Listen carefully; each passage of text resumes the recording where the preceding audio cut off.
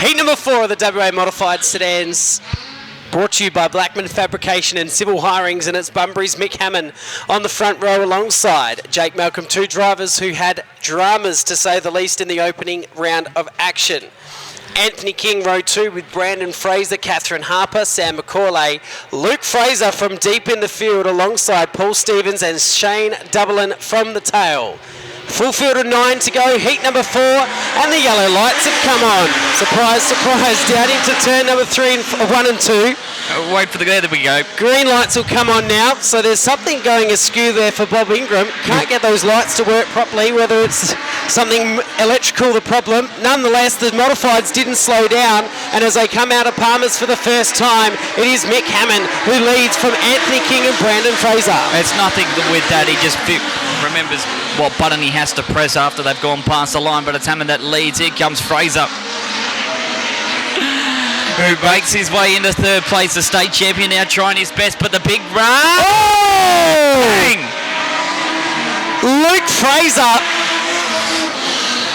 That was big. Wow. Who makes his way into third place. The state champion now trying his best, but the big run. Oh! Bang! Luke Fraser.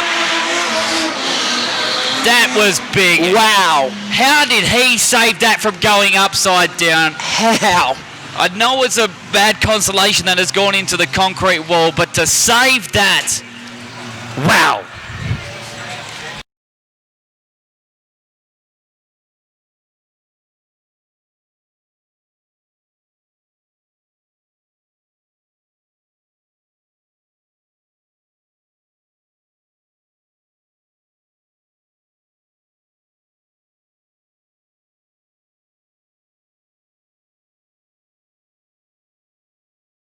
Seven, Mitch Bellina. They'll line up like this with 9 to go. Michael Hammond, Anthony King, Brendan Fraser, Jake Malcolm, Sam McCauley, Paul Stevens, Shane Dublin, the 7 cars.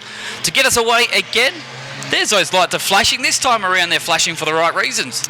They are indeed. And they're extinguished now, which means we're going racing 7 cars, 9 laps the journey. Take 2, heat 4, the WA Modified Sedans. Mick Hammond for Hammond Tyre Exhaust Centre to lead them away.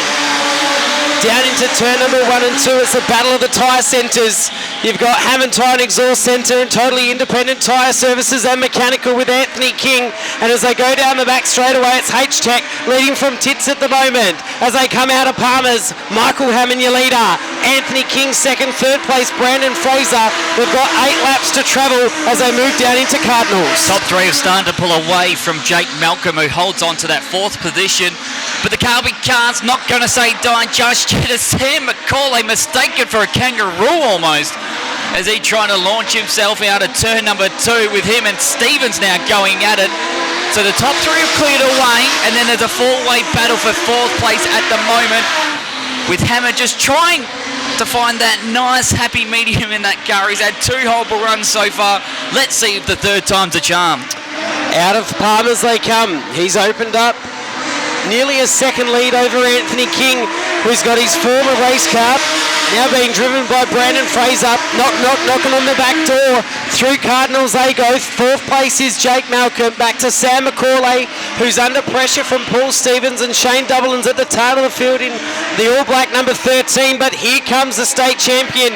Brandon Fraser dives to the inside of King, who's tried everything he can to claw back some points. He's had some bad luck in the 2020-2021 season so far, and he wants 28 valuable points. But out in front, Mick Hammond is opening up a sizable lead now.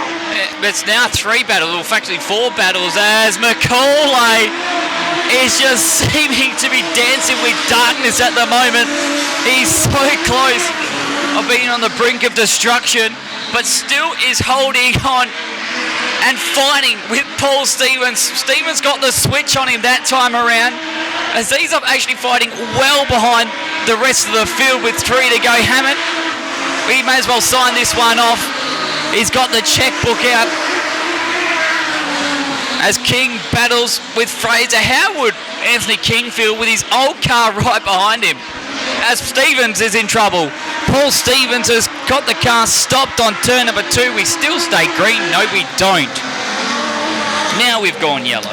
Gone yellow. Paul Stevens stopped right up next to his sister, and I don't think he really wanted to stop there and say hello. I don't know if it was a flat tyre or something. It seemed to stop and prop. Remains.